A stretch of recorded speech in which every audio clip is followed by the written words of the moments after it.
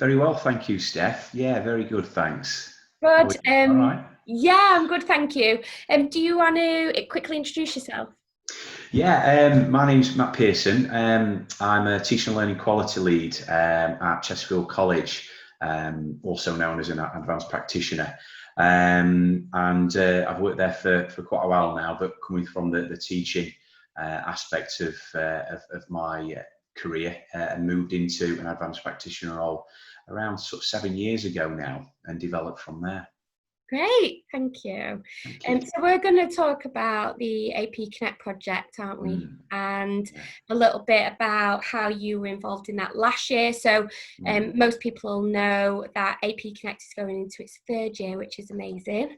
yeah. And you were involved last year, and I think you've been doing some great work. So let's start with how you got involved in the project and your experiences of the project. Well, there was an opportunity that came about, oh crikey now, where are we? Over a year ago to be involved in a project that would help to improve teaching and learning at Chesterfield College.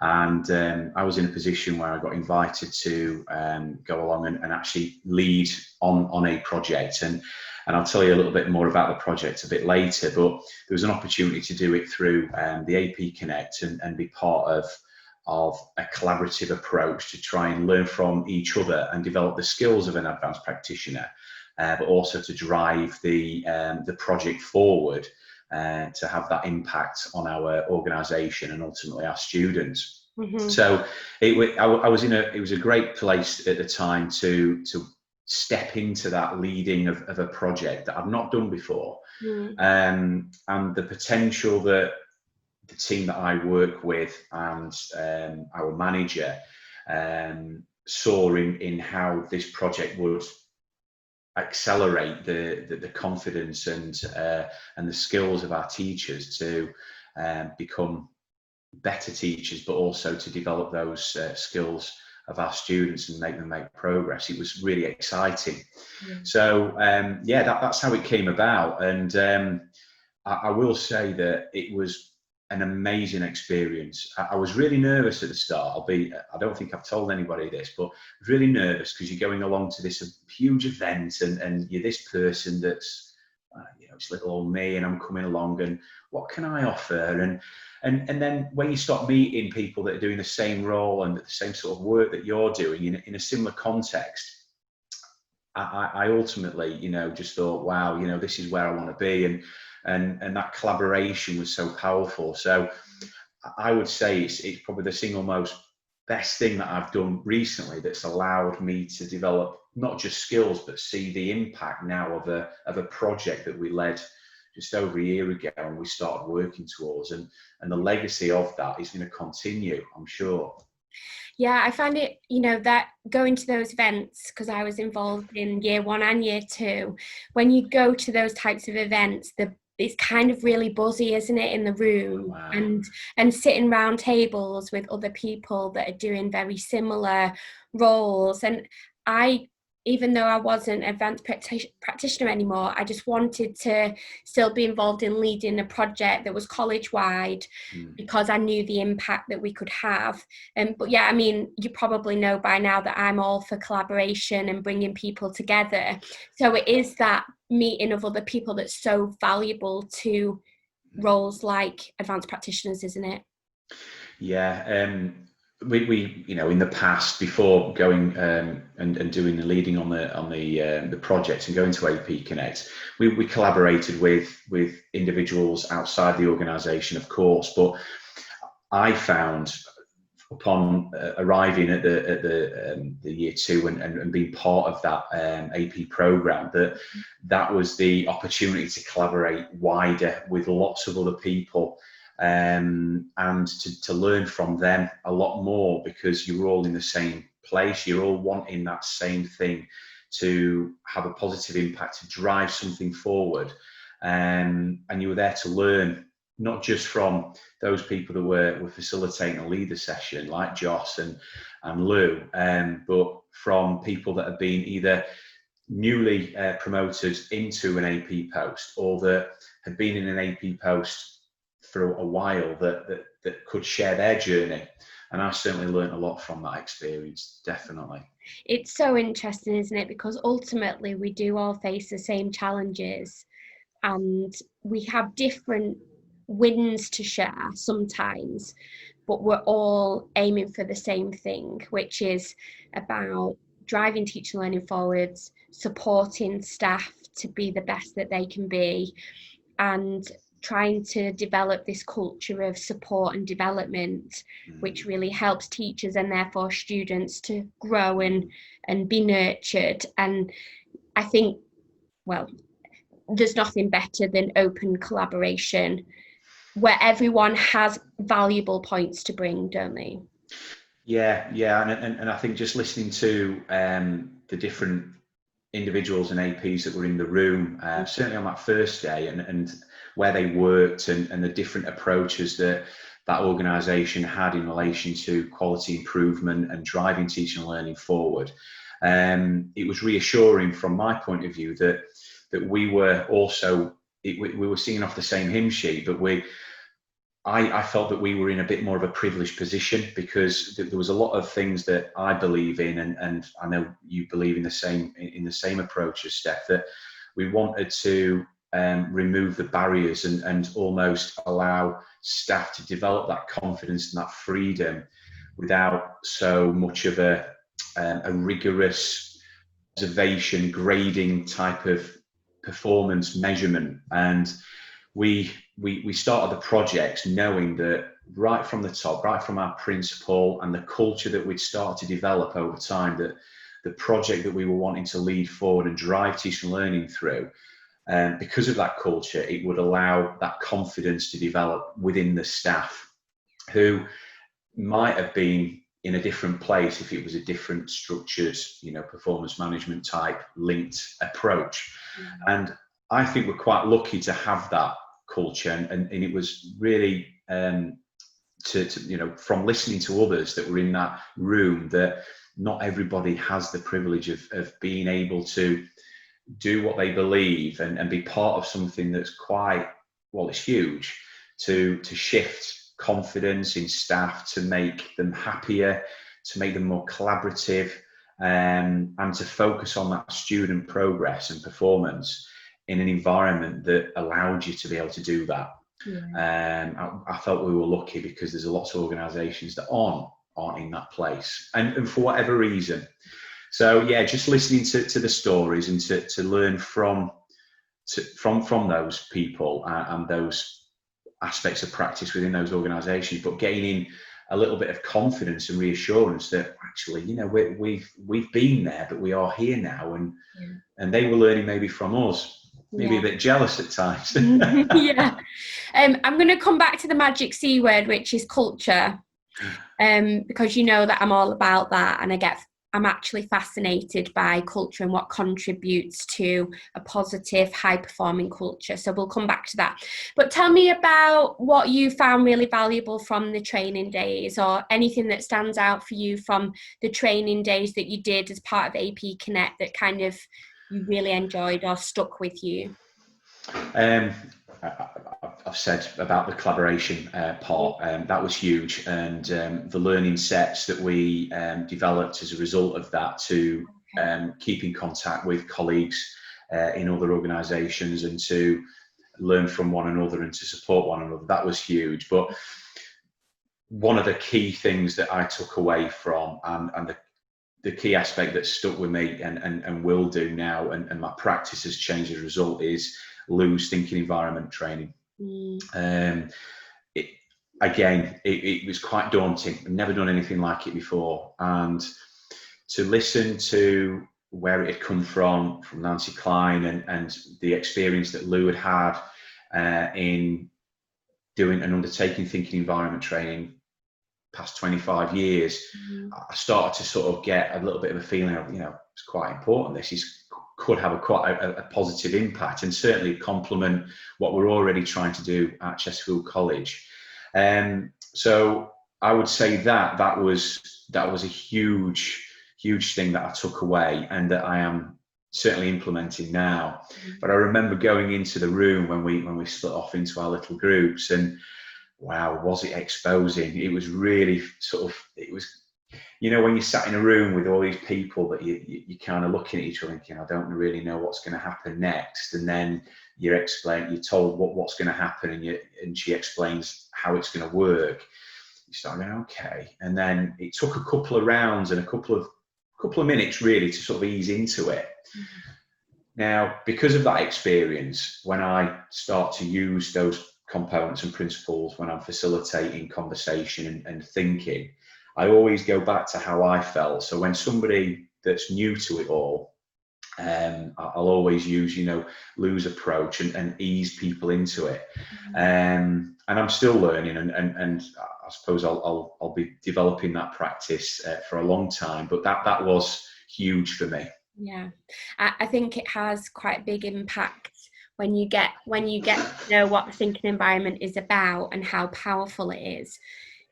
There is a common theme from the AP Connect project that the thinking environment is something that really sticks with people, and it's something that we've been continuing to develop through lockdown, and created some very close knit sort of communities of practice, quite unexpectedly, but it is powerful, and it's great. Okay, so let's go into the project. So where were you at when you started the AP Connect Year 2? What were you thinking in terms of a project, and how did that roll out across the year?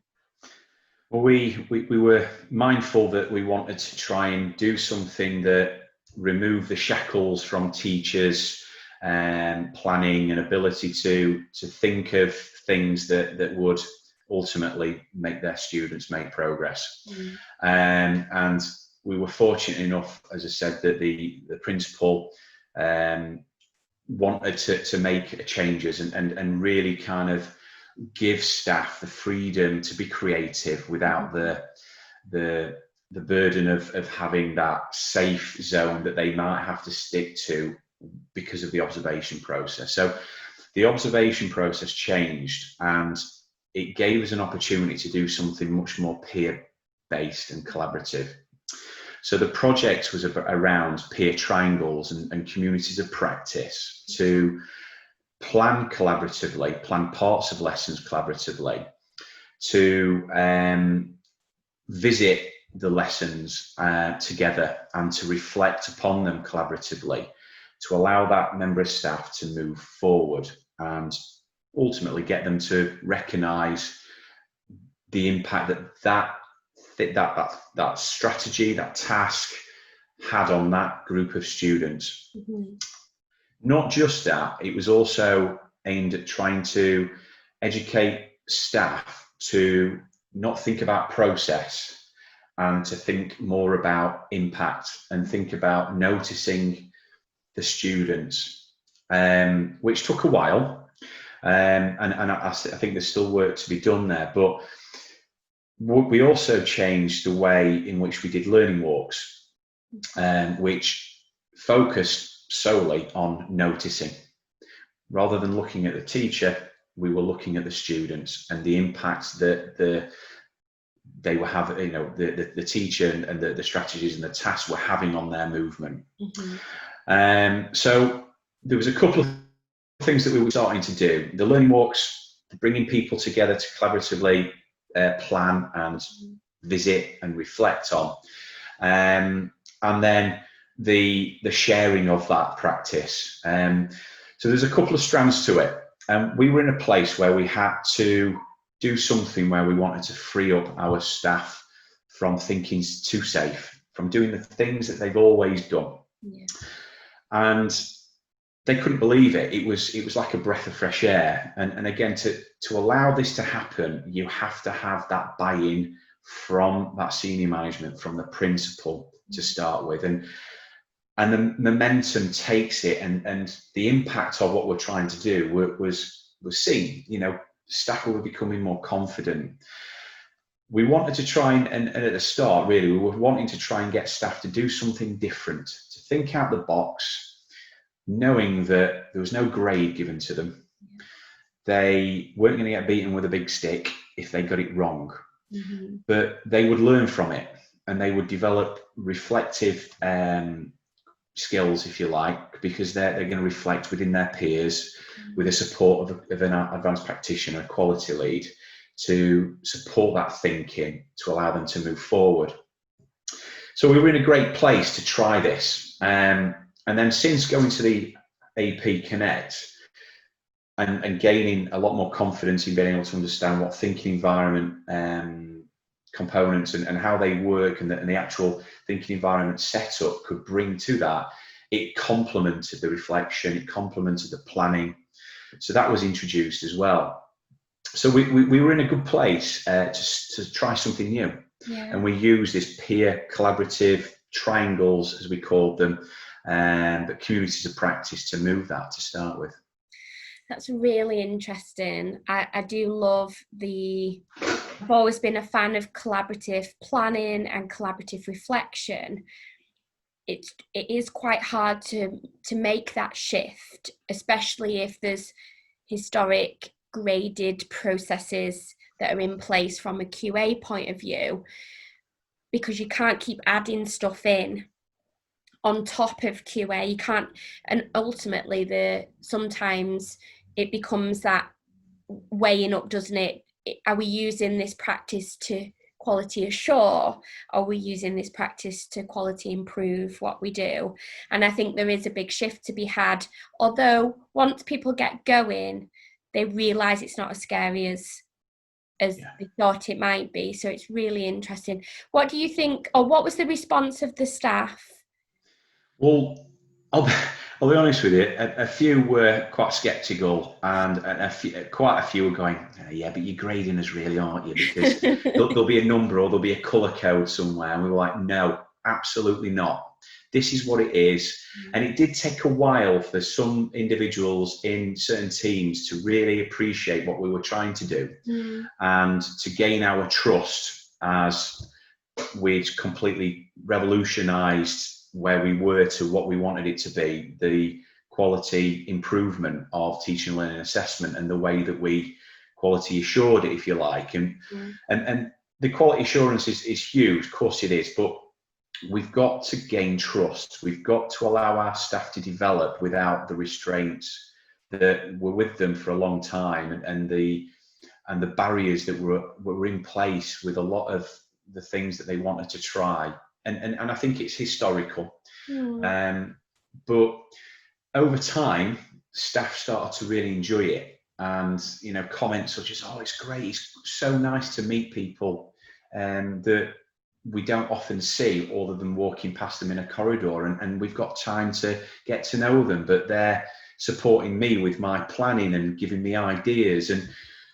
And that then started bigger communities of practice, appearing, and then in team meetings, show and tell opportunities where staff would, be invited to share what they've developed and who supported them to develop that.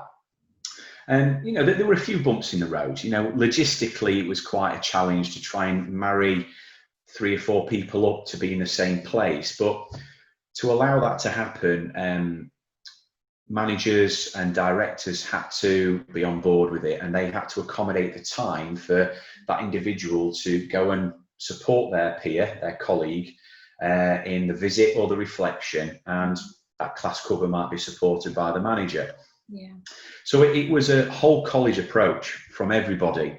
The LSAs were involved in it, support staff that were involved in frontline student-facing services knew what we were trying to do and were involved in either the planning part or were invited on learning walks to really develop their awareness of the impact that the teacher was having and the process, and looking at the actual students making progress. So yeah, and we are in a great place at the minute because, well, I say we are at the minute because of the COVID situation. We had to change tact quite quickly, as you'd appreciate, with the way that we wanted to develop confidence, and it focused on online learning and digital platforms. But we carried on the communities of practice approach, and we did that collaborative work still, with staff learning something new and inviting their colleagues into something that they've developed or an online session with their students. So we've come a bit further along down the line, and there's lots of approaches. The thinking environment's been huge, not just in the project that we started and within teaching and learning, but it's heavily involved in facilitating meetings, from senior management meetings, SMT, CMT meetings, to curriculum team meetings, and we're in the process of training more managers up so more staff can be exposed to those practices, because, as you said, it is such a powerful approach to allowing people to do their finest and their best thinking. So interesting. It's that adaptability to doing what you were doing and then into the online space, as we had a quick discussion before we started, didn't we, about how intense it actually is. Wow. And feels a bit like a dream or a bit of a nightmare. Of how we've managed and how well everyone has kind of adapted, and it's been really tough, but actually I bet it was really great for the staff to still engage in that peer-to-peer collaboration and reflection, so they did feel like another layer of support. Definitely, Steph. I mean, we were thrust into this unknown world in March, where the whole world was collapsing on us, and we had to survive and try and keep things moving and adapt very, very quickly.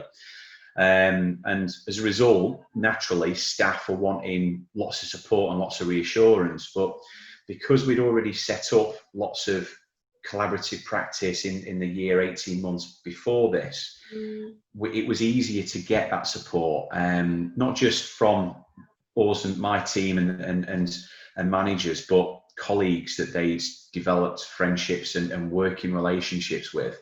And I think as a result of that, it was a little bit easier for them to get that support and move forward and adapt a little bit quicker to this unprecedented time that we're still in now.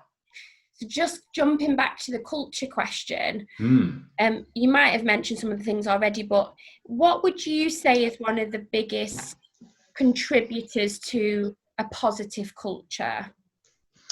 I think I said earlier that it has to be from the senior management. You know, if your principal can believe in the change and sends that message, then trust over time will be developed.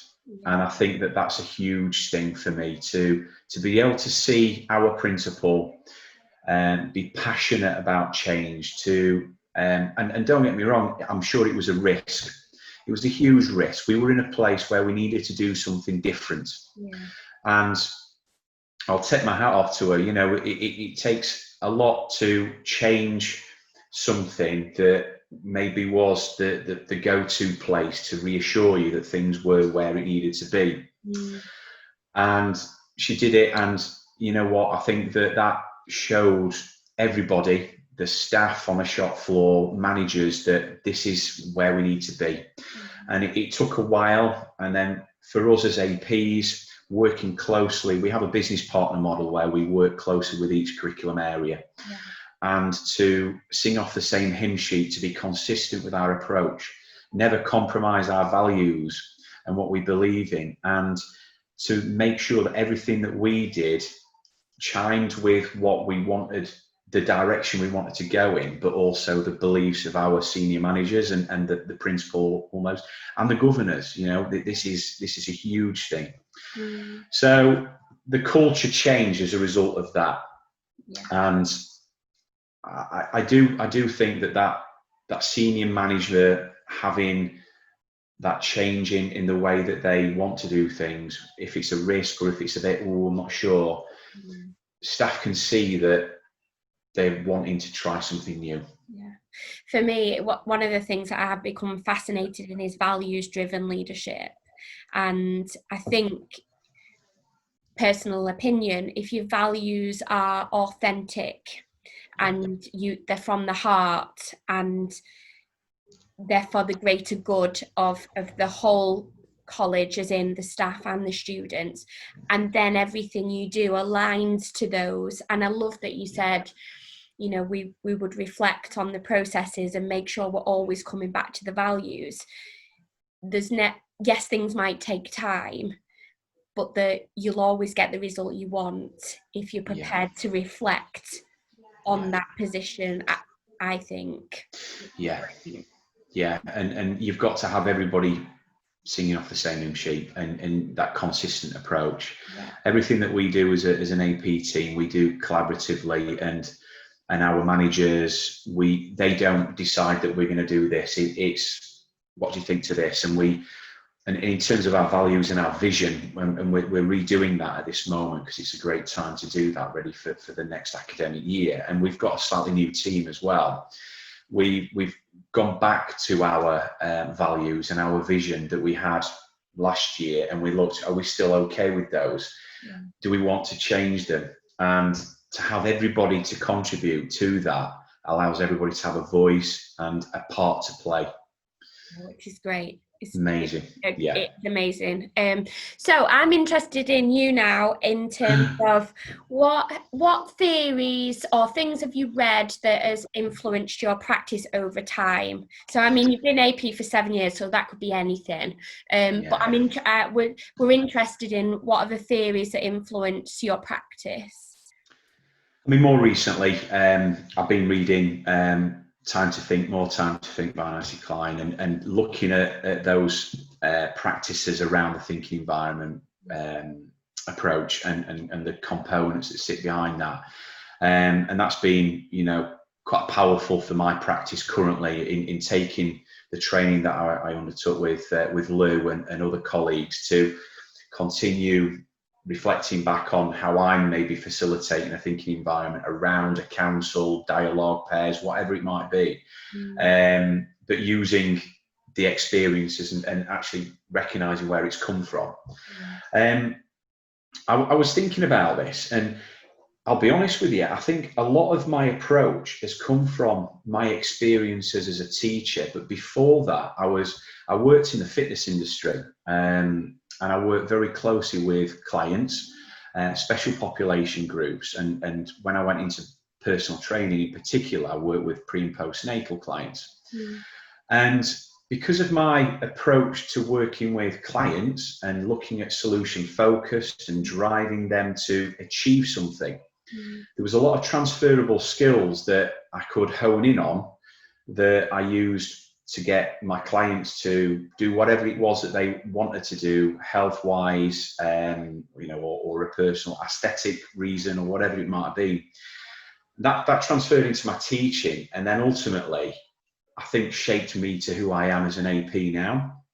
You know, there's lots of things that I've been able to read along the way that's helped me with my teaching practice, and when I took I did a coaching and mentoring qualification, when we went from an AP role where we were part of a team to more of a central role, and then that central role's just got a bit bigger now from where we are now. From where it went from a curriculum role to a central role, I did a level 5 coaching and mentoring qualification, and the skills that I developed and the techniques and having awareness of the different tools to become a coach and to use approaches to develop staff, that was huge for me. And from my own personal life as well, you know, it helped me manage my work-life balance and everything else. And I remember reading Super Coach by Ben Renshaw and Graham Alexander, and just looking at the approaches and the energy and the passion. So I knew I'd already got the passion and the positivity, because you had to be that to be a PT. You know, if you're in the front of a class doing legs, bums and tums in front of 35 people, you need to be on it, you know, and that's great. So using approaches from a coaching perspective, I knew that I got the positivity and the enthusiasm and the motivation to do it, but to hone in on a particular way of working. But one thing that I took from that is to listen more. Okay. and not to fill in those awkward gaps, and to allow people to think. And I think that's why I think the thinking environment really hit home, because I was working on that principle to, do lots of active listening and allowing those pauses. And when I was doing my training, I was like, oh man, this is weird, because naturally I want to jump into the gaps and fill in the words and get them moving, because that's what I used to do when I was a PT, and as a teacher, you sort of develop other approaches. So I had to do that a little bit more, and to empower staff to find their own way. Yeah. So there was, don't get me wrong, there's a number of ways in which I'm sure changed as a result of theoretical underpin. Yeah. But I would say the biggest thing for me that's given me the skills and the understanding is through life experience, but right from working on that gym floor with somebody that needed to lose weight or whatever it was. So yeah, and I'll be honest with you, I'm not a reader. I read when I'm away. I read when I'm on holiday, when I've got that space. Yeah. With 2 kids flying around, it's quite difficult to have that time at the moment. But when I'm in that book and when I'm reading stuff to learn and to develop, I'm in the zone. Yeah. And I tend to do that when I've got a bit more space to be able to do that. So what's your freshest thinking at the minute with teaching and learning and going into what is a new normal? To make sure that you're listening to staff, the health, the well-being in particular, not just for staff, for our students that are in this new normal, this new way of working, and getting to know their peers and getting to know their teachers and the staff that are going to be leading them, hopefully guiding them on their journey. They've got to look after the well-being and the safety and their health as a result of that. And we're actually doing some work on making sure that not just being safe online, but actually being healthy online and having screen breaks and having the time that you're away from your screen, not to just do nothing, but having that time to think and reflect. So where I am or where we are at the moment, it's a real focus on induction's key, more so this year, but let's not sprint off. Let's do it in small steps, that the support along the way will come from us as an AP team, the managers, and obviously colleagues, because we're going to continue the ethos of the learning communities ultimately. So that support, that health, that well-being for me is huge at this moment.